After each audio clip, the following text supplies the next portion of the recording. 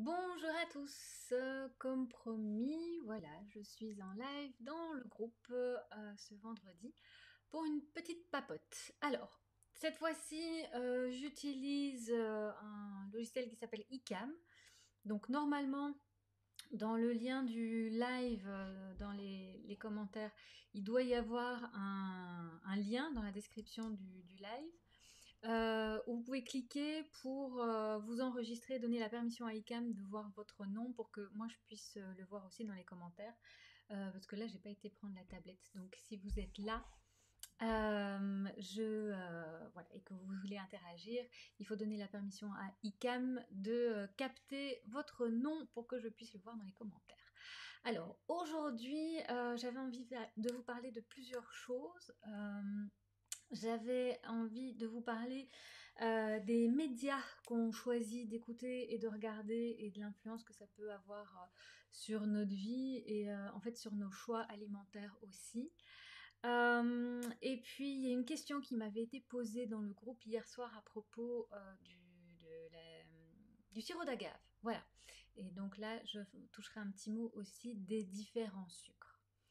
Donc je voulais vous commencer par vous parler des médias, parce qu'en fait moi-même j'ai été choquée. Je regarde plus trop la télé, je regarde des séries, hein, comme tout le monde, mais je regarde plus les chaînes de télé classiques. Et bah, ça m'est arrivé là pendant les vacances, un, un rythme un peu plus inhabituel, bah, d'allumer la télé, de tomber sur des émissions, et puis sur les pubs aussi. Et alors là, en fait, c'était un grand choc pour moi parce que je pensais qu'on avait bien évolué et je pensais réellement que on avait dépassé ce stade-là du régime amaigrissant après les fêtes. Or, mais vraiment, Noël venait juste de passer, que j'ai vu débouler toutes les pubs XLS et machin, et je fais mon super régime pour perdre mes kilos des fêtes. J'ai été mais vraiment super choquée, parce qu'en plus, en regardant les émissions télé, séries, on voit vraiment le stéréotype de la femme mince dans son petit 36, maximum 38, et on ne voit que ça. Et pour moi, en fait, qui ai l'habitude plutôt de parcourir des chaînes YouTube que j'aime bien, ou des comptes Instagram ou Facebook que j'aime bien et qui prônent vraiment la diversité, le respect de soi, le respect de tous les corps et de soi comme on est. Ça m'a vraiment choquée de voir qu'on en était encore à la télé aujourd'hui dans ce super stéréotype du taille 36, quoi. Et donc je me dis, effectivement, les personnes qui consomment ce genre de médias uniquement, ben, sont encore hyper stigmatisées et je comprends qu'en fait elles se sentent super mal dans leur peau à force de regarder, de voir des images qui leur correspondent pas, hein. Donc mon conseil, c'est vraiment de choisir les médias que vous consommez, que ce soit la télé, que ce soit Facebook ou Instagram. Sur Facebook et Instagram, vous pouvez trouver aussi beaucoup de comptes qui sont très positifs. Il faut être un petit peu vigilant et puis faire le tri. Parce que sous couvert de parfois, oui, oui, voilà, c'est un compte Instagram pour se sentir mieux et manger mieux et bouger mieux, finalement on retombe quand même dans ces injonctions de faut maigrir, quoi. Euh, Moi, ce que je suis comme compte, c'est par exemple Ellie Killeuse avec la Body Positive Attitude. C'est vraiment des comptes qui sont rattachés à ça. J'ai trouvé une autre Chloé aussi, bah, je vous partagerai peut-être les liens. Euh, qui voilà, qui se montre un petit peu telle qu'elle est et voilà, avec son petit ventre. Elle n'est pas forcément très très ronde, mais elle est en France, donc elle est un peu plus pulpeuse que la moyenne des Françaises. Donc ça, ce sont des comptes que je trouve très très positifs parce que on vous encourage à prendre soin de vous tout de même, hein, manger correctement, bouger, mais tout en se faisant vraiment plaisir et en respectant son corps et en s'acharnant pas à vouloir le faire rétrécir outre mesure. Donc c'est vraiment pas la question de on balance toutes les bonnes résolutions et on fait ce qu'on a envie, c'est plutôt de se dire, ok, on essaye de trouver un juste milieu et un peu de bon sens entre le fait de prendre soin de soi, de son alimentation, de son équilibre en général et de voir un petit peu ce que le corps accepte de faire et où se trouve le poids d'équilibre quoi, dans tout ça. Donc vraiment, essayez de vous entourer de messages très positifs qui vous encouragent, qui vous tirent vers le haut, qui vous poussent à vous dépasser, mais sainement, quoi. Pas le truc. Puis c'est les médias, mais c'est les copines aussi, hein, c'est l'entourage. Bon, parfois, on ne choisit pas sa famille, hein, de toute façon. On peut essayer de fermer les écoutilles par rapport à toutes les remarques. J'ai un grand frère qui est juste adorable, mais qui apparemment ne suit pas mon compte Facebook ni Instagram, et qui a fait une super remarque à mon loulou à son retour de vacances, qui effectivement avait des bonnes petites joues, mais voilà, normalement ces commentaires, bah, ça se fait pas, quoi, surtout quand c'est un sujet sensible, on essaye d'éviter. Donc, entourez-vous des bons médias et essayez de vous entourer des bonnes personnes aussi, hein, les copines qui «Ah là là, qu'est-ce que t'as fait pendant les vacances? Oh là là, on dirait que t'as bien mangé, hein, donc celle-là, voilà, vous les laissez de côté et vous essayez de vous entourer vers les copines qui plutôt vous encouragent et vous portent vers le haut. Ça, c'était ma petite intervention sur les médias parce que je trouve que ça a vraiment une grosse influence sur l'humeur en général. Voilà, les choses qu'on entend, qu'on voit, ce qu'on choisit de regarder ou ce qu'on choisit pas parfois, hein, mais en éteignant la télé et en mettant plus les chaînes classiques, ben, je vois plus les pubs, je vois plus ces émissions un peu enfin débiles, c'est-à-dire qui proposent un stéréotype finalement de femmes ou d'hommes ou de famille où on s'y retrouve pas, hein, finalement non plus. C'est même en écoutant la radio. Voilà, j'avais prêté ma voiture et je me retrouve avec une autre chaîne de radio que d'habitude. Et c'était une femme, une nana, donc une animatrice qui expliquait que bah, voilà, c'était pas évident d'être une femme et d'élever ses enfants en même temps et qu'elle trouverait ça cool que bah, les mamans au foyer puissent percevoir un salaire parce que c'est un boulot à temps plein. Et puis elle s'est fait rabrouer par les autres animateurs et les autres chroniqueurs alors qu'on entendait vraiment sa difficulté et sa peine. Et je trouvais que là aussi, enfin voilà, je me dis, oula, moi je zappe cette radio, c'est pas pour moi, quoi. Je trouve que c'est violent euh, dans le relationnel, quoi. La nana, elle amène une difficulté pour elle. On sent que c'est vraiment, c'est pas évident. Elle devait avoir 2 gamins en bas âge.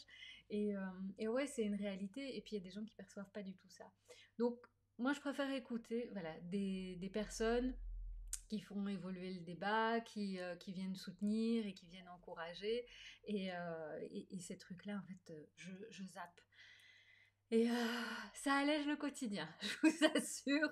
C'est vraiment c'est bénéfique. C'est peut-être vivre un peu dans un monde de bisounours, mais il faut se protéger aussi à certains moments, quoi. Voilà, il faut pouvoir se créer une belle réalité sans occulter évidemment tout ce qui se passe autour. Donc on ne vous demande pas d'occulter votre état de santé, ni même votre poids, votre taille, hein, mais c'est juste de relativiser, de se dire ok, je prends soin de moi, je prends soin de mon alimentation, de mon sommeil, de mon activité physique et j'ai une vie qui est épanouissante.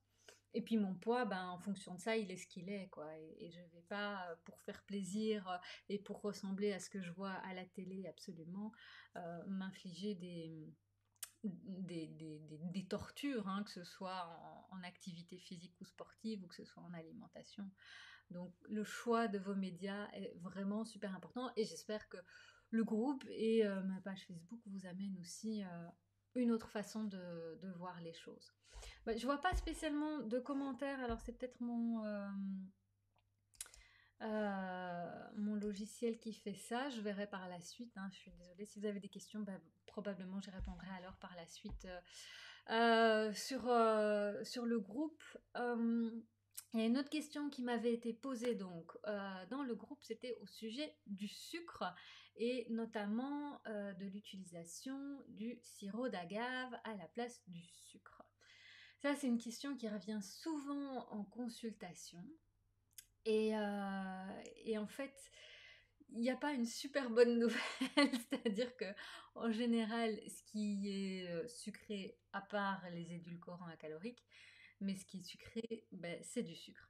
Ah voilà, je vois un petit commentaire, merci, mais je ne sais pas qui c'est parce que voilà, j'ai pas l'autorisation ICAM de voir le nom, donc merci beaucoup pour le petit commentaire. Donc je reviens au sucre et au sirop d'agave. En fait, le sirop d'agave, pourquoi ça a été super fort la mode? Ah, vous avez vu mon chat? C'était parce que le sirop d'agave a un index glycémique bas. Donc, ça veut dire qu'il va arriver lentement dans le sang et l'organisme va pouvoir gérer correctement cet apport en sucre. Euh, donc il ne fait pas monter le taux de sucre dans le sang trop fort.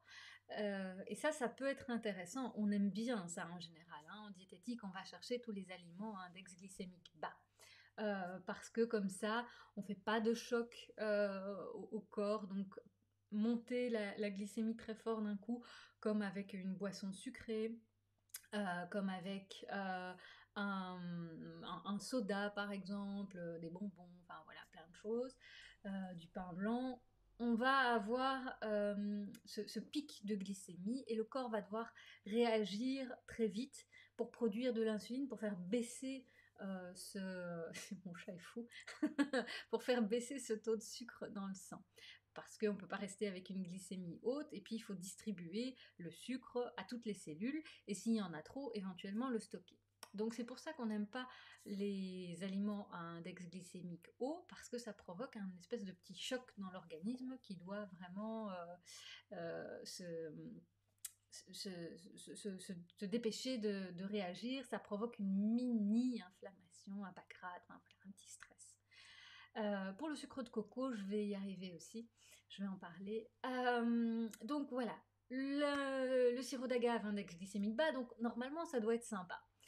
Sauf que, en fait, les sucres qui présentent un index glycémique bas, généralement, ils sont majoritairement à base de fructose.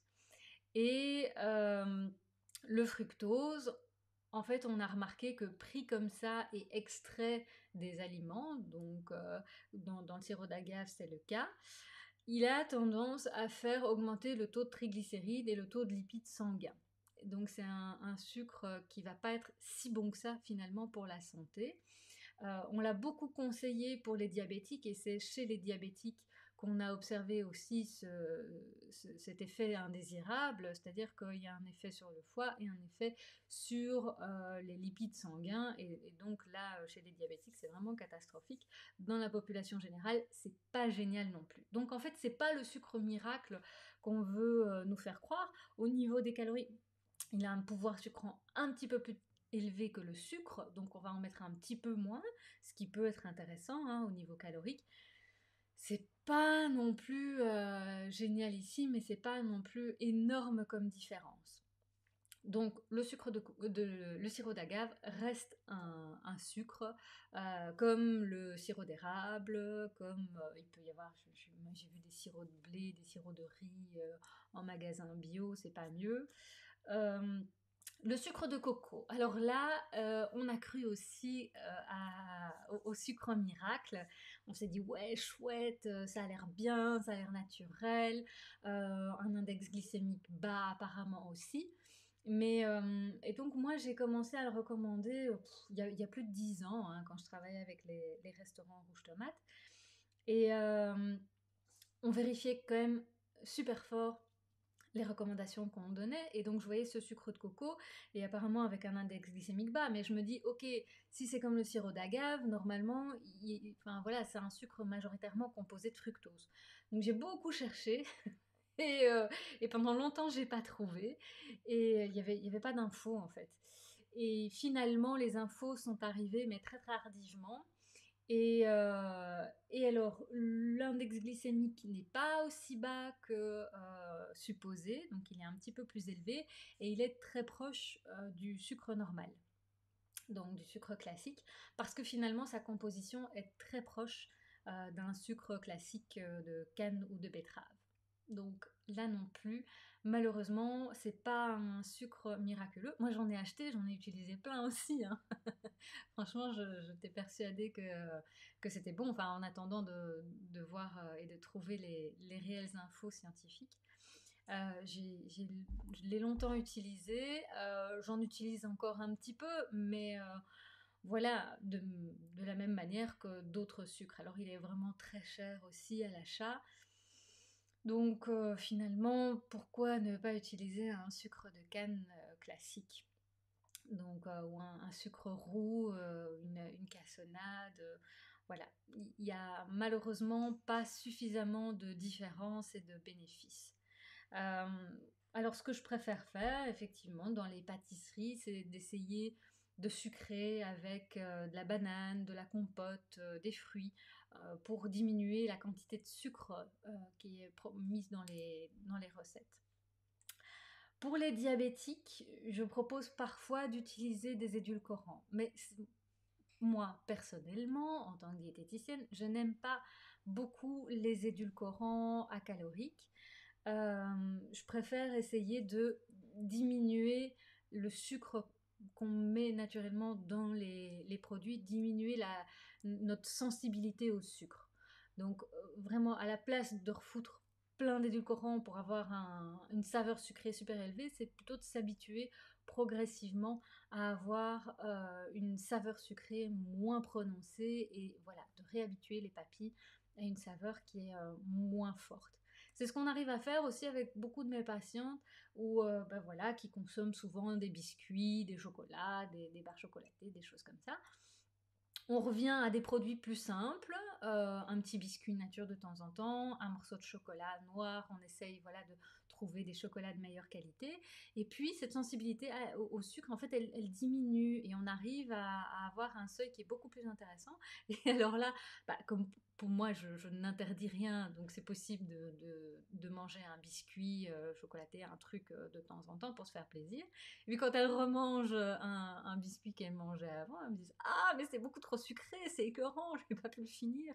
Et c'est ça qui est intéressant en fait, c'est de pouvoir naturellement diminuer un petit peu les quantités de sucre qu'on met partout et avoir voilà, des apports un petit peu plus raisonnables. Il y aura pas un papier sur le, si un papier sur le sucre. J'écris un article justement sur le sucre pour Femmes d'aujourd'hui. Ça, je sais pas quand il sera publié. Il y a un article sur les biscuits qui va sortir le 4 février, je crois, quelque chose comme ça. Et je serai en radio aussi sur la première avec Véronique Tiberghien pour en discuter, je vous en reparlerai. Ça aussi, c'était super intéressant à faire comme article sur les biscuits. Je vous dévoile pas tout, hein, comme ça. Vous aurez la surprise et puis on pourra en reparler à ce moment-là. Mais vraiment, voilà, aussi pour moi des mauvaises surprises. Je suis pas une grande consommatrice de biscuits et donc là j'ai vraiment été faire un focus sur la composition des biscuits. C'est pas joli, joli. Mais je vous propose d'en reparler au mois de février quand l'article sera sorti. Et voilà. J'espère avoir répondu à vos questions aujourd'hui. Les petites papotes diététiques, je vous propose que ça reste sous ce format-là, un quart d'heure, 20 minutes, et de m'envoyer vos questions durant la semaine.